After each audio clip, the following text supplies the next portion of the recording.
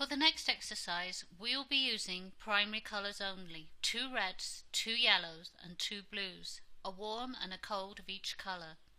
We know that red and blue together create purple. However, if both colours are warm, then it will be difficult to make purple.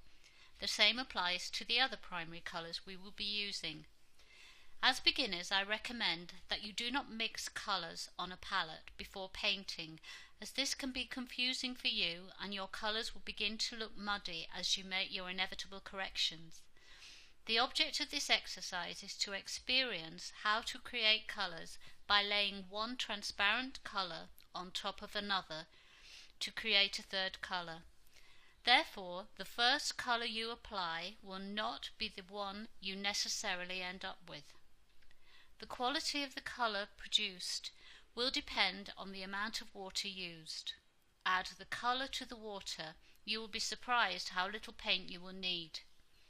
One colour can be placed on top of another when it is wet, dry, or somewhere in between, and experimenting with the various saturations is a good prelude to making your painting in the future. With the next exercise, try to create as many greens, purples and oranges as you can. As you can see, I am painting each colour a few times and making columns on my paper. This is so that each combination can be clearly seen and compared. As you can see from this demonstration of the exercise, the paint is transparent and very liquid. It is important when making a watercolour that paper can be seen beneath the colour, as this gives the colour light and vitality. Once all the columns have been established, the colours can be combined. I will begin by painting the warm yellow ochre, on top of the other colours to create greens and oranges. When applying the paint, ensure a light touch and gently stroke the paint on the paper. Try to float the liquid on the page, not press the paint into the paper. When trying to create your colours, you may find that one colour overpowers another. To weaken the colour, add more water directly onto this. This will dilute the colour, enabling you to create the colour you require. Blue has a strong pigmentation, so you will need more water, whereas yellow is weaker in its pigmentation.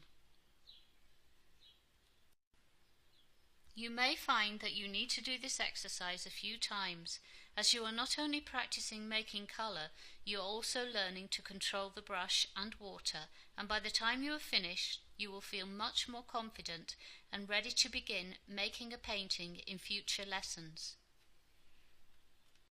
We are all individuals, and in the same way we have unique handwriting, we also have unique painting styles.